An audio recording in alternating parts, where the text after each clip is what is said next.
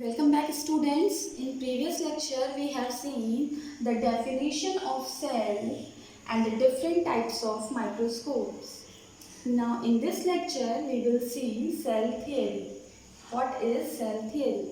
Students, there were some scientists who researched more and more on cells, and they found some common facts in all cells.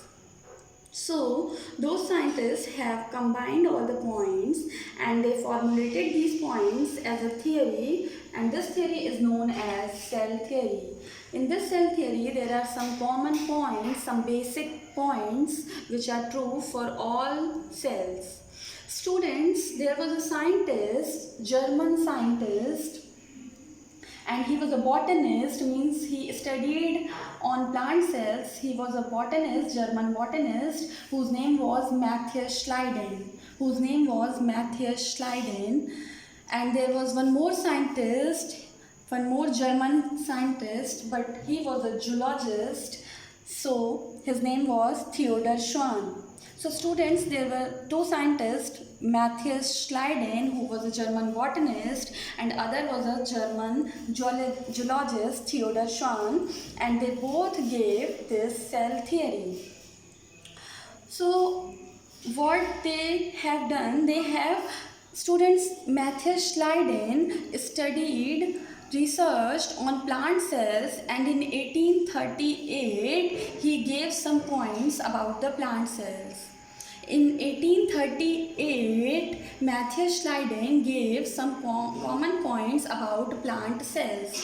And after 1 year, in 1839, Theodor Schwann, who was a zoologist, German zoologist, he found same things in animal cells, and he also gave those points. So, the points of both these scientists, Schleiden and Schwann, were combined together and they took form of a theory, and this theory is called cell theory. Now students, what are the basic points of this cell theory? The basic points in this cell theory are: the first point, that all living organisms are made up of cells. We have seen in living things character also that all living organisms are made up of cell, and this was the first point in this cell theory. All living organisms are made up of cell, and a cell is the basic structural unit of all living beings. So student, this was the important point of this cell theory, that all living organisms are made up of cells, and cell is the basic structural unit of all living beings. Means all living beings' body structure is made up of cell. The next point of this cell theory was, the cell is the functional unit of all living beings. So these were the 2 points given in this cell theory by the two German scientists, Schleiden and Schwann. So students, who proposed cell theory? Cell theory was proposed by Schleiden and Schwann. And what were the important points of this cell theory? The first point of this cell theory was, all living organisms are made up of cell, and the second point, a cell is the basic structural and functional unit of all living beings. Now students, after some year, in 1858, one more scientist came whose name was Rudolf Virchow.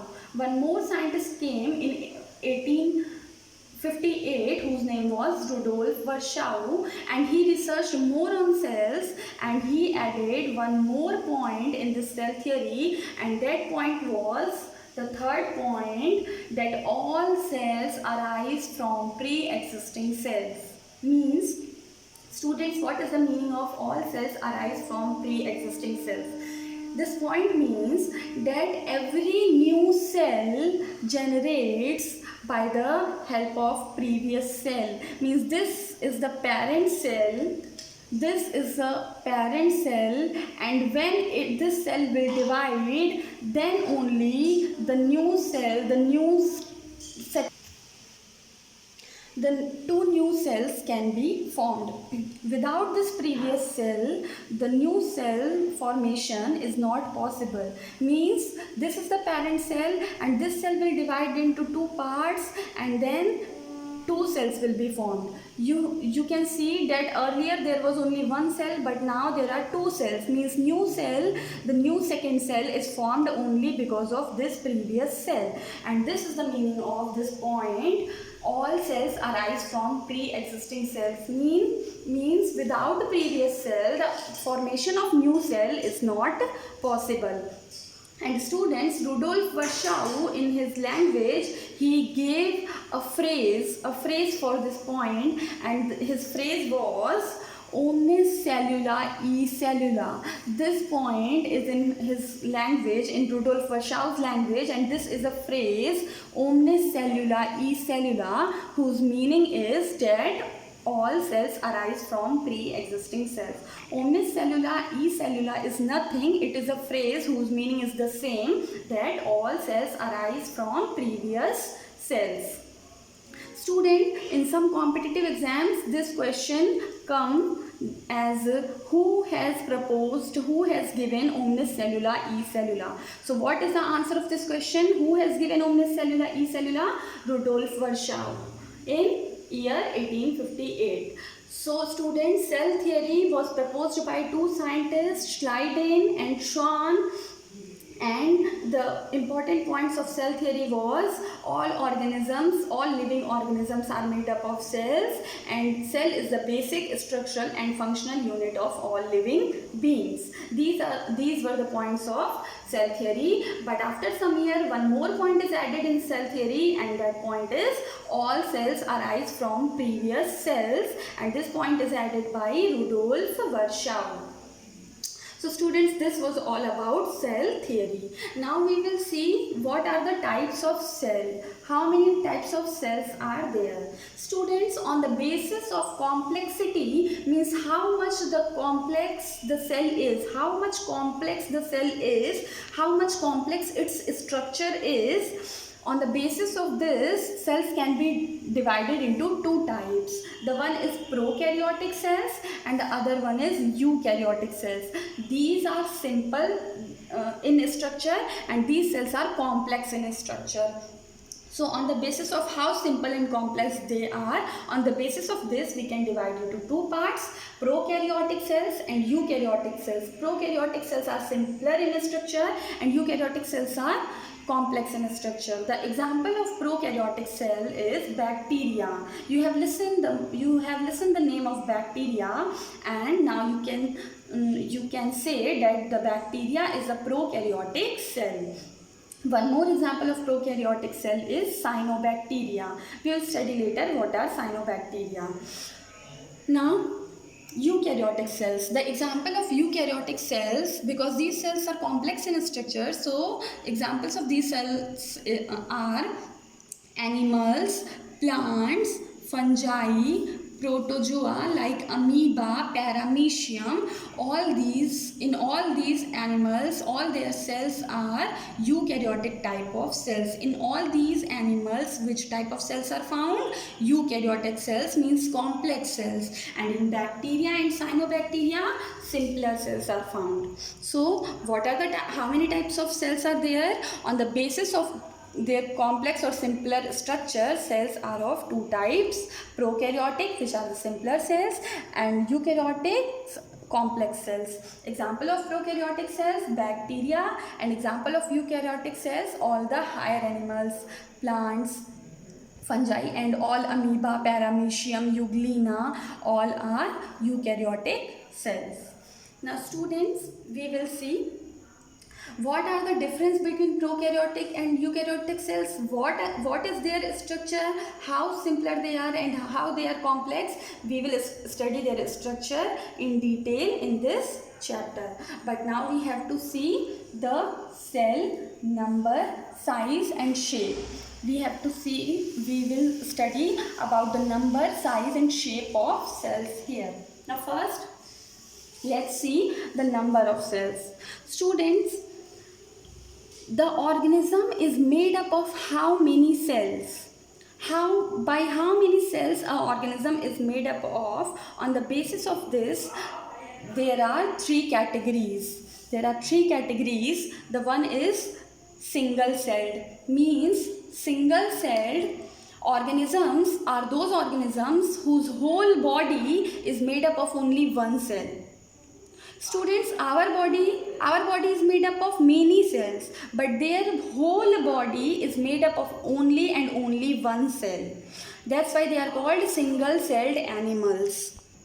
Means their whole body is made up of only one cell. In our body is made up of many cells, but their whole body is made up of only and only one cell, and they, by the help of this one cell only, they perform their all body functions: respiration, digestion, eating food, all the things, excretion, they perform by only one cell. And their example is bacteria, amoeba. Bacteria also is a single celled organism, and amoeba also is a single celled organism. One more term we can use for them, that is unicellular. Uni means one and cellular means made up of one cell. So unicellular are those organisms who are made up of only one cell. Their whole body is made up of only one cell. Example, bacteria and amoeba. Now students, there is a one point to notice, that bacteria and amoeba both are unicellular. You can see both are made up of only one cell, but bacterial cell is prokaryotic cell, and amoeba, the cell of amoeba, is eukaryotic. So this is the difference between these two. They both are made up of only one cell, but this is a prokaryotic cell and this is a eukaryotic cell. Means this cell, bacterial cell structure is simple and amoeba structure is little complex in comparison to bacteria. Now students, their whole body is made up of one cell. That's why they are called, those organisms are called single celled or unicellular. The next is few celled. Those organisms whose body is made up of only few cells, like 8 to 10 cells, 12, 20, 25 cells, only few cells, those organisms are called few celled organism. And their example is Spirogyra, Volvox. These are the examples of few celled organisms. What is Spirogyra and Volvox? Students, they are algae. What is algae? Algae, you can see a green color, a shiny green velvety color deposition around the wells and pond. Around the pond you can see a green color deposition, that are algae. So Spirogyra and Volvox are a type of algae whose body is made up of few cells, 8 to 10 cells. Now the next is multi-celled organisms. Their body is made up of multi-cells, means many cells, billions and trillions of cells. By the billions and trillions of cells, their whole body is made up of. Example, human beings, we, cats, dogs, lions, mango tree, neem tree, all the higher complex organisms are made up of billions and trillions of cells. That's why they are called multi-celled or multicellular. So students, on the basis of number, organisms are of three types: unicellular, few celled and multicellular. Unicellular organisms whose whole body is made up of only one cell, for example bacteria, amoeba, they perform their all functions by the help of only one cell. Few celled, their whole body is made up of few cells, 10, 12, 20, 25 cells. And multicellular organisms, their whole body is made up of billions and trillions of cells. Now students, there is one point to notice, that larger an organism, greater the number of cells in its body. Means if the size of organism will be large, there will be large number of cells in that organism's body. For example, if there is an elephant and if there is a mouse, so in elephant's body there will be more number of cells in comparison to a mouse, because the size of the mouse is small, so the number of cells will be less, and the size of the elephant is large, so the number of cells will be more. The number of cells will be more. So on the basis of Number, the organisms are of three types: unicellular, made up of only one cell; fused cell, made up of few cells; and multicellular, made up of many cells. And large, the size will be, if the size will be larger, the number of cells will be more. So students, in this lecture we have seen cell theory, types of cells, and the cells on the basis of number. Now we will see size and shape in next session. Thank you.